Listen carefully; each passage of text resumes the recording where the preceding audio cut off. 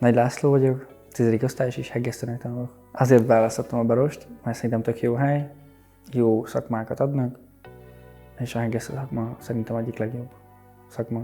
Reggel éppen suliba indultam, kis késéssel, felszálltam a buszra a Kemény Zsigmond utcán, és zenét hallgattam, telefonoztam a buszon, mint egy tök normális napon. Aztán arra lettem figyelmes, hogy mindenki hátrafelé néz, plusz hallottam kisebb ordibálásokat is, miután levettem a fülhallgatóra a hangot, és hátra néztem, és akkor láttam egy öreg bácsit arccal előre elesett, már a földön volt.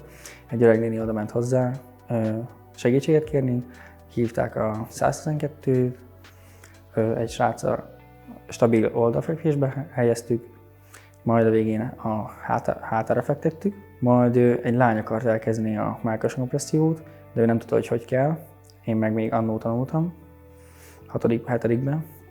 egy testnevelési előadáson. Oda mentem a bácsihoz, felé hajoltam, nem adott semmi jelet, se púzus, se lélegzetvétel, és elkezdtem a mellkas kompressziót. Ugye a diszpécser, a 112 segített végig, itt volt velem, mondta, hogy kell csináljam. Mondott nekem egy tempót, hogy 1, 2, 3, 4, 1, 2, 3, 4, 5, 1, 2, 3, 4, 5, 6. Ilyen tempóban nyomjam. A mentősök hát elég hamar kiérkeztek, és azok után, ahogy megérkeztek a mentők, még én nyomtam a mellkas kompressziót, majd ugye átvették a mentősök. Kisebb ilyen sokkos állapotban leszálltam a buszról. Ugye nagyon siettem iskolába, mert szokásom késni. Az élet szerintem az egyik legdrágább dolog a világon. Azt gondolom, hogy mindenkinek kötelessége segíteni, hogyha van rá lehetősége.